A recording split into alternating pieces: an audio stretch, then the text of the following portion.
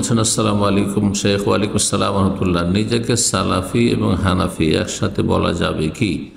যদি হানাফি হয়েও কোনো হাদিস আসলে আমি হাদিসকে বেশি প্রাধান্য দিই, যদি সেই হাদিস আমার মজহাবের বিরুদ্ধে যায়, তাহলে আপনি হানাফি থাকলেন না। তাহলে জি, একসাথে আপনি সালাফিও হবেন আর হানাফিও হবেন, বিশেষ করে প্রচলিত হানাফি, এটা সম্ভব নয়।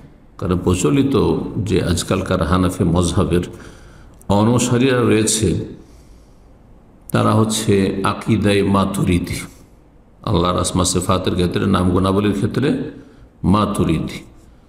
তারা আত্মার পরিশুদ্ধির ক্ষেত্রে তারা হচ্ছে সুফি, মানে তারা পীরতন্ত্রে তাসাউফে বিশ্বাসী,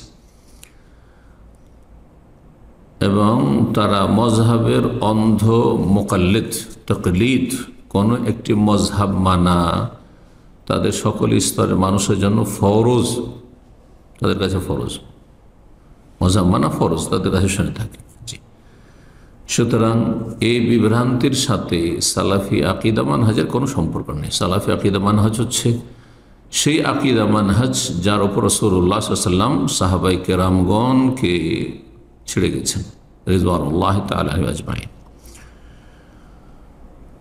সুতরাং একসাথে আপনি সালাফি হবেন আবার হানাফি হবেন, এটা নাই।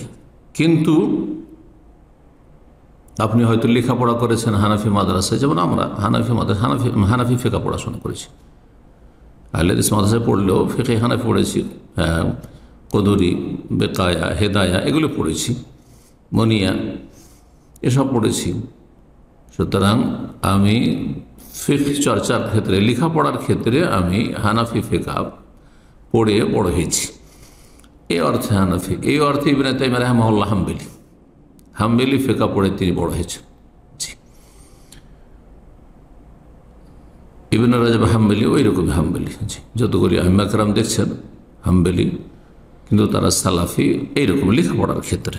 জি, সৌদি আরবে হাম্বলি ফিকহ পড়ানো হচ্ছে সাধারণত। তো যে ব্যক্তি লেখাপড়া করেছে হাম্বলি ফিকহ, সে বলতে পারে যে আমি ফিকহে চর্চার ক্ষেত্রে, লেখাপড়ার ক্ষেত্রে ছাত্র হিসাবে আমি হাম্বলি, কিন্তু আকিদা মানহাজে আমি মুহাম্মদি, আমি আহলুল হাদিস, আমি সালাফি, আমি কোরআন সুন্নাহর অনুসারী। জি, প্রতিটি ক্ষেত্রে কোরআন সুন্নাহকে প্রাধান্য দিতে হবে। এটি হচ্ছে রাসূলুল্লাহ সাল্লাল্লাহু আলাইহি ওয়াসাল্লামের ছেড়ে যাওয়া দিন, আমানত। যদি হানাফি হয়ে কোনো হাদিস আসলে আমি হাদিসকে বেশি প্রাধান্য দিই, সাধারণ মানুষ আপনি কেমন করে বুঝবেন যে এটি সহি হাদিস এবং এটা প্রাধান্য দেবেন কি করে? তাহলে আপনাকে হানাফি আলেমদের, যারা প্রচলিত তকলিদে বিশ্বাসী, মজহাবের তকলিদে বিশ্বাসী, তাদের কাছ থেকে ফতোয়া নিলে হবে না, তাদের কাছ থেকে ইলম নিলে হবে না। আপনাকে এমন উলামাদের থেকে ফতোয়া নিতে হবে যারা কোরআন সুন্নাহ মোতাবেক ফতোয়া দিয়ে থাকে। কোন একটি মজহাবকে ফলো করে ফতোয়া দেন না তারা। শেখ ইবনে বাজ, শেখ ইবনে উসাইমিন, শেখ আলবানী হাফিজাহুল্লাহ, এরকম আহলুল হাদিস উলামায়ে কেরামগণ ভারত, বাংলাদেশ, পাকিস্তানের, তাদের কাছ থেকে ফতোয়া নিতে হবে।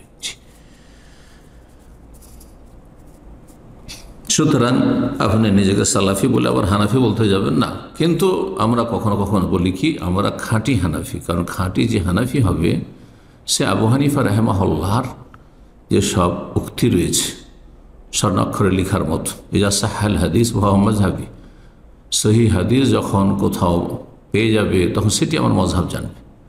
তারা সহি হাদিস বিরোধী তাদের মজহাব উদ্দেশ্য ছিল না, কিন্তু অনেক হাদিস তাদের কাছে পৌঁছেনি অথবা সহি সূত্রে পৌঁছেনি। যতটা তারা হাদিস পেয়েছেন এবং যতটা তাদের এলমের দৌড় ছিল, সেই ফতোয়া দিয়েছেন, এবং পরবর্তীকালে দেখা গেছে বহু সহি হাদিসের বিপরীত তাদের ফতোয়া হয়ে গেছে। এটি আবু হানিফা, শাফি, মালিক, আহমদ সবার ক্ষেত্রেই প্রযোজ্য।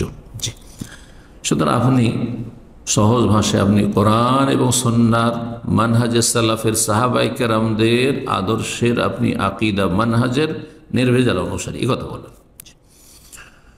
সেটি সঠিক মজহাব ইমাম আবু হানিফা রাহিমাহুল্লাহ, শাফি, মালিক, আহমদ রাহিমাহুমুল্লাহ জামিয়ান।